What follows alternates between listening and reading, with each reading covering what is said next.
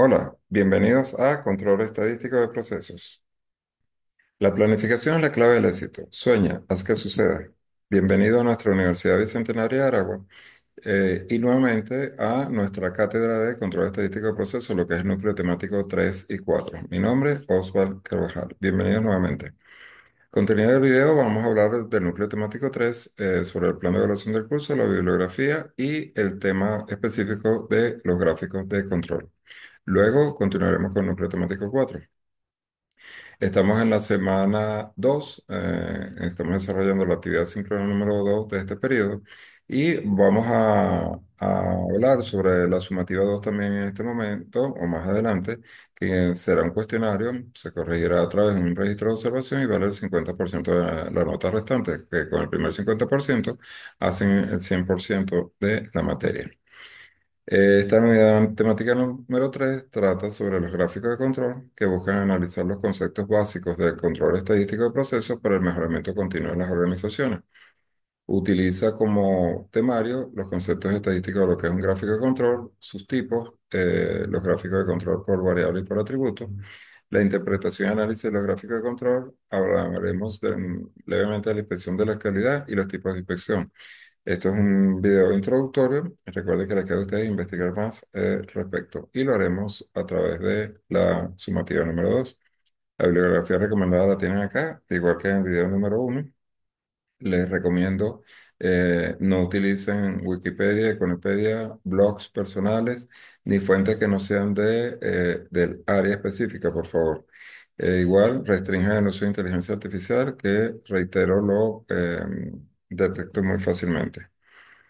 Ahora, entrando en materia, los gráficos de control básicamente es una representación en forma de diagrama que lo que busca es demostrar si un proceso se encuentra en control o estable.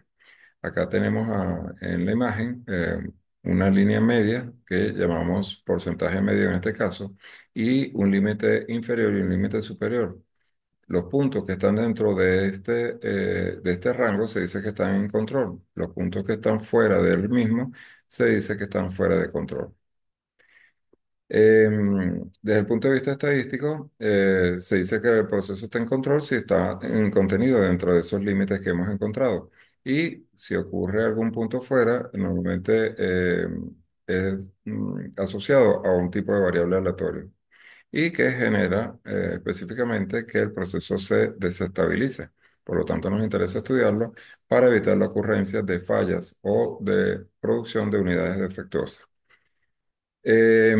Con ello, lo que buscamos siempre es tratar de que nuestro proceso cumpla o produzca unidades en buena calidad y lo que está fuera de ella, detener el proceso, evitar que se generen más unidades en mal estado, corregir la causa y volver a arrancar el proceso. Básicamente, nuestras gráficas de control están compuestas por un eje X que normalmente indica tiempo, un eje Y que representa la variable de calidad que se está midiendo, en este caso una media de la muestra, y los límites de control estadísticos que, como nombré anteriormente, tienen una línea central y un límite superior y un límite inferior. Esto permite entonces la definición de dos tipos de gráficos de control, los denominados por variables y los denominados por atributos.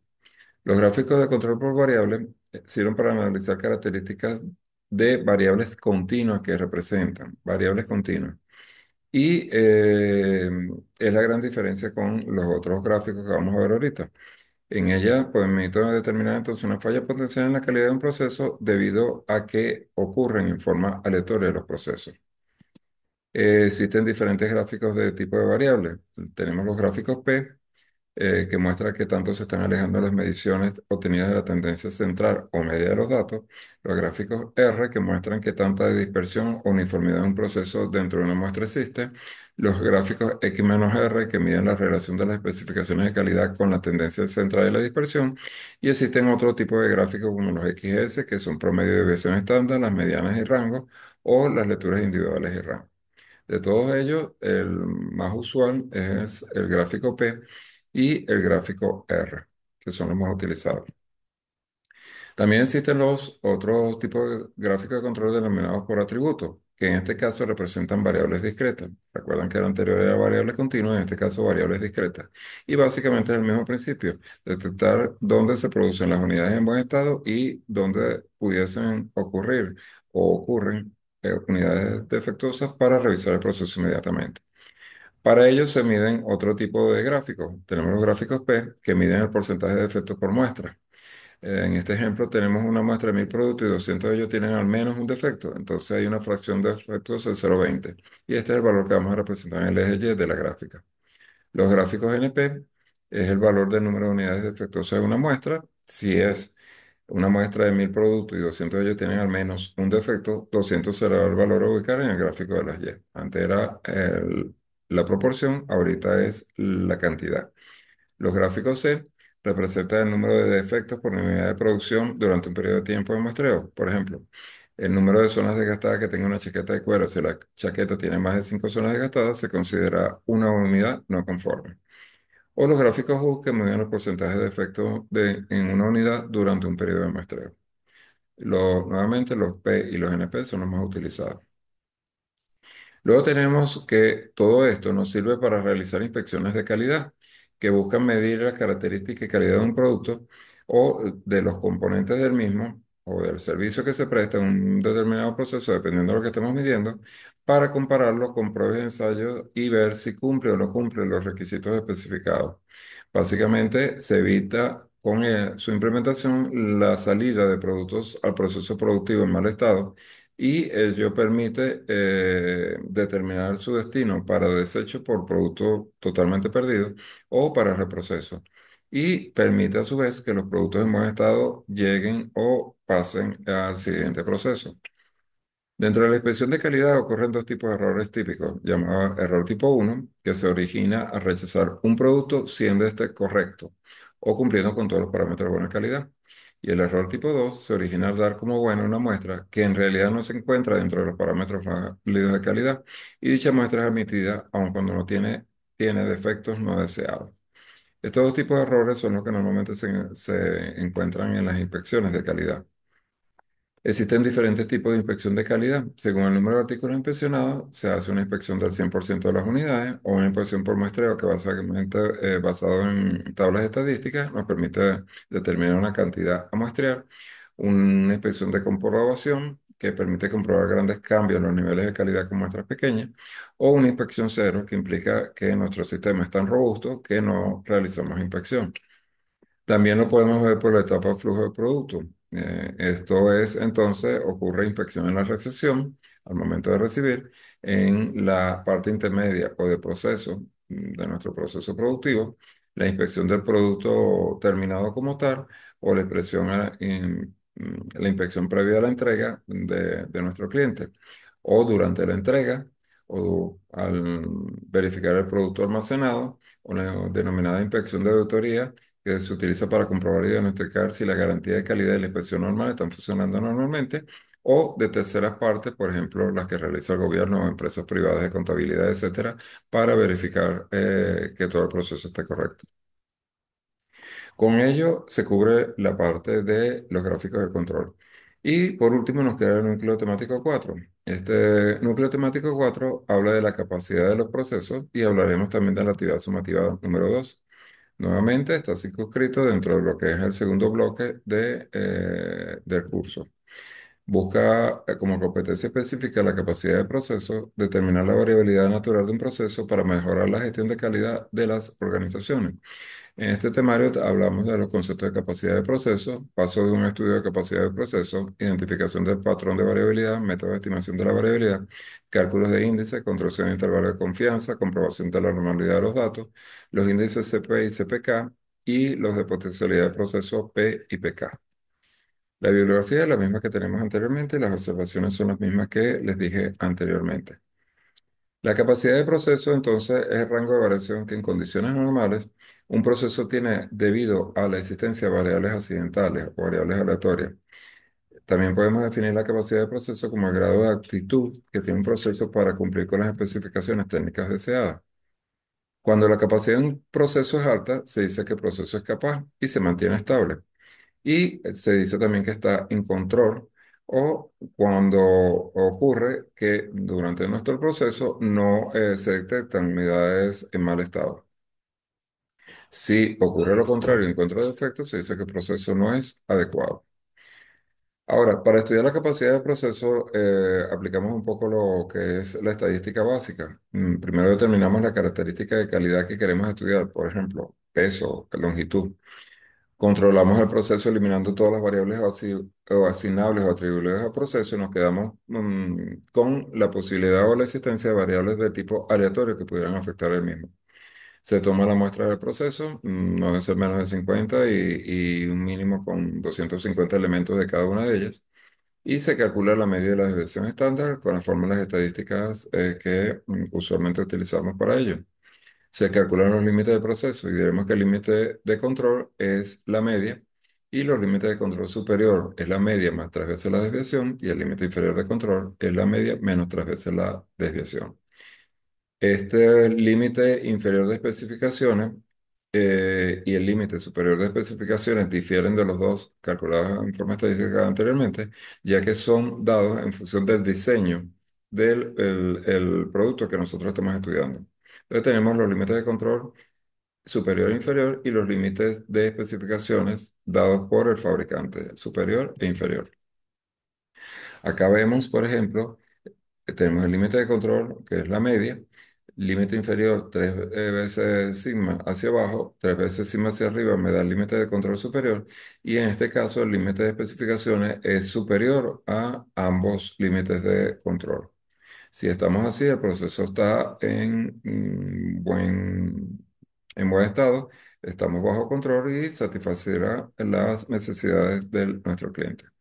Ahora, si por ejemplo ocurre un desplazamiento como en este caso, en que el límite de especificaciones dado superior e inferior, observamos que cuando calculamos los límites de control superior e inferior se encuentran desplazados fuera de ambos límites de diseño, entonces estamos en un proceso que está fuera de control. Tenemos que detener y revisar el mismo para corregir los errores que pudieran ocurrir. También en este punto estudiamos lo que son las estimación de la variabilidad del proceso. Básicamente son medidas de dispersión que se utilizan de las mismas que conocemos en estadística. Entre ellos, tal vez la más conocida es la desviación estándar o el coeficiente de variación, que nos permite medir qué tan alejados estamos de nuestro punto central. Tenemos, por ejemplo, la varianza, la desviación estándar o el coeficiente de variación, donde la más utilizada usualmente es la desviación estándar de la varianza. Eso nos genera, si recuerdan un poco de estadística, la confianza de nuestro proceso que está asociada a una curva normal. Entonces aparece el Z famoso, que es el valor en tabla de nuestro proceso. Si nosotros queremos que nuestro proceso tenga una alta confianza o confiabilidad, nosotros utilizamos factores de uno menos alfa de 0,90, 0,95 y 0,99 y de ocurrencia de detección de defectos de alfa medio. Ese valor lo metemos en tabla normal y obtenemos este coeficiente 1,645, 1960, 1,96 y 2,575 y se generan los intervalos de confianza, que no es más que ese factor Z alfa medio, como está descrito aquí, la desviación sobre la raíz de n, más o menos x. Si es más, genera un límite superior, si es menos, genera un límite inferior. Dependiendo entonces del grado de confiabilidad que yo quiera establecer, yo acá tengo el intervalo de confianza establecido. También se origina un concepto en esta parte que se llama CP, muy utilizado en las líneas de producción, que es la capacidad de proceso. Y básicamente lo que consiste es la capacidad que tiene el proceso para producir piezas de acuerdo con las especificaciones, es decir, que ocurran dentro de los límites naturales de las tolerancias establecidas. Su capacidad de proceso se calcula como el límite superior de especificaciones menos el límite inferior de especificaciones sobre 6 sigma, sobre 6 de desviación.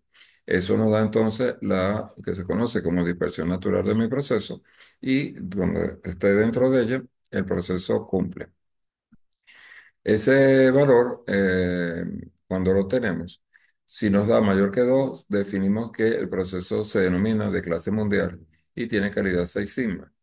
Si está entre 1,3 y 2, es más que adecuado y es clase 1. Si está entre 1 y 1.3 es 2 y es adecuado para trabajo, pero requiere un control estricto conforme a ese índice de capacidad de proceso. Si es menor a 1, mayor que 0,673, no es adecuado y se requieren modificaciones. Y si es menor a 0,67, definitivamente requiere modificaciones serias en lo que es el diseño de nuestro proceso. El índice CP se modifica también y se le conoce como índice de capacidad real CPK. Esto ocurre cuando se desea localizar la medida del proceso respecto a las especificaciones dadas. Y básicamente se origina entre dos valores, uno llamado CPU y otro llamado CPL. El CPU es el límite superior menos la media sobre 3 sigma. El CPL es el mu menos el límite inferior sobre 3 sigma. Estos dos valores se seleccionan cuál es el valor mínimo y esa es la capacidad modificada del proceso. Este índice va a ser igual al CP cuando la medida de proceso se ubique en el punto medio de las especificaciones. Ahora, si el proceso no está centrado, entonces el valor de CP será menor que el de CP y entonces entramos en un análisis. Si los valores son mayores a uno del CP, indica que el proceso está fabricando artículos que cumplen con las especificaciones. Si es menor a uno, indica que el proceso se está generando unidades fuera de especificaciones. Y si el valor es cero o negativo, indica que la medida de proceso está fuera de las especificaciones. Tenemos que revisar todo el proceso. Por lo tanto, este índice mide la capacidad potencial del proceso, eh, la capacidad real del proceso, quise decir, y el CP mide la potencial del proceso. Ambos índices son muy medidos en líneas de producción.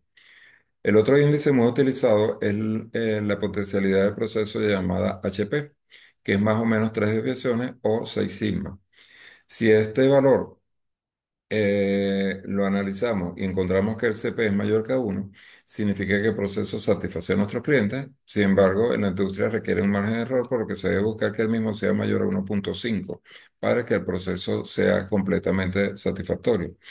Ahora, si el CP es mayor que el índice HP, implica que el proceso es capaz de satisfacer a nuestros clientes, pero deben acoplarse medidas de proceso y especificaciones para lograrlo. Quiere decir, tenemos que estar pendientes del proceso. Si es igual, el proceso lo satisface adecuadamente, y si es menor, no es capaz de satisfacer el proceso las especificaciones del cliente. Para complementar el concepto, en la línea de producción se utiliza el valor PP y PPK, que calculan la variabilidad total del proceso en el largo plazo. En este caso se encuentra la variabilidad introducida por la derivada del centrado del proceso y la inestabilidad de este. El PP se calcula el límite superior menos el límite inferior sobre 6 meses la desviación del proceso. El PPK es el menor valor entre los valores mínimos de mu menos el límite superior e inferior sobre 3 desviaciones y el límite superior de especificaciones menos mu sobre 3 desviaciones. Esto nos puede arrojar entonces lo siguiente. Si el proceso está centrado, estudiamos PP. Si no está centrado, estudiamos PPK. Si estudiamos el proceso con el límite superior, estudiamos el proceso PPPU, que es esta expresión que tenemos acá. Y si es inferior, con BPPL, que es este valor que tenemos acá. Si el proceso es corto plazo, lo estudiamos con la capacidad del proceso. Si no está centrado con CPK. Y si está con el límite superior CPU o con el límite inferior CPL. Estos conceptos entonces los relacionamos y encontramos nuestra capacidad de proceso y el cumplimiento de la misma. Ahora, todo esto nos lleva entonces al desarrollo de nuestra actividad sumativa número 2, que es un cuestionario en el cual usted consulta el material de apoyo que se encuentra dentro del sistema y debe leer cuidadosamente cada una de las preguntas, asegurarse de comprender la misma y responder en forma correcta lo planteado. Administra el tiempo, tiene 1 hora por intento y revisa las respuestas antes de emitir su, su decisión. Tiene hasta 3 oportunidades o 3 intentos para aplicar el cuestionario. Eh, Se sugiere para el aprendizaje autónomo realizar un recorrido secuencial por la unidad de estudio, elaborar conclusiones con base a la lectura realizada, Utilizar la guía herramienta de control estadístico que está elaborada por mí, que está colocada en el sistema, y visualice videos de capacidad de procesos, intervalo de confianza de los índices, normalidad de los datos, test de normalidad en Excel, índice CP y CPK y índice PP y PPK. Lo pueden buscar con esos nombres. La actividad sumativa 2 es su ponderación máxima del 50%, se corrige a través de un registro de observación, dijimos que era un cuestionario, y tenga presente que en caso de equivocarse, la plataforma permitirá realizar otros dos intentos adicionales por un total de tres. La fecha de entrega de este trabajo va del 8 de noviembre hasta el 30/11, hasta la medianoche, y la misma es la hora límite en día y en hora para entregar el mismo, indicando que no hay más posibilidades de entregar fuera de ese horario. Trate de entregar la tarea con anticipación para que no tenga problemas. Recuerde que tiene la actividad uno y la actividad 2. Cualquier duda, pregunta, ya no tenemos más espacios virtuales, pero sí pueden realizar su pregunta por el foro de duda o como es usual por la mensajería que reviso diariamente. De tal forma de poder compartir sus inquietudes, tratar de responder sus preguntas y lograr que terminen en forma exitosa su periodo o su curso. Agradezco la atención, les deseo lo mejor y repito, estoy a sus órdenes. Hasta la próxima. Ok, dudas, Diego. Profe, tengo una duda con respecto al ensayo. Adjunto la foto al final de desarrollo y se pueden realizar en hojas de examen a lápiz de grafitos. Sí, hacer el desarrollo y los ejercicios los entregas en foto al final de desarrollo. Sí, no hay problema si es hoja de examen, en cuaderno, en hoja blanca, no, no hay tipo de problema. Que sea bolígrafo o a lápiz, no importa.